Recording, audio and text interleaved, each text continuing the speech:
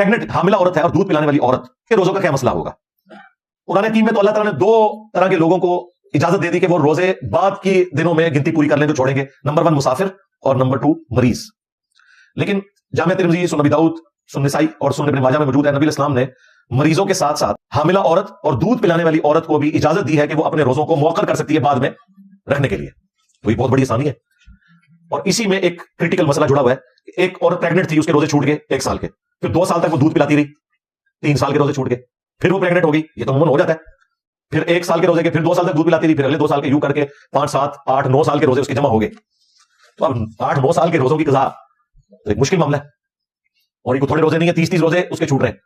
تو ایسی صورتحال میں آپ قرآن کا وہ جنرل حکم فالو کریں گے، لا یکلف اللہ نفسا الا وسعها. اللہ تعالیٰ کسی جان پر اس سے بڑھ کر بوجھ نہیں ڈالتا، مگر وہ بوجھ جس کو وہ اٹھا سکتا ہے.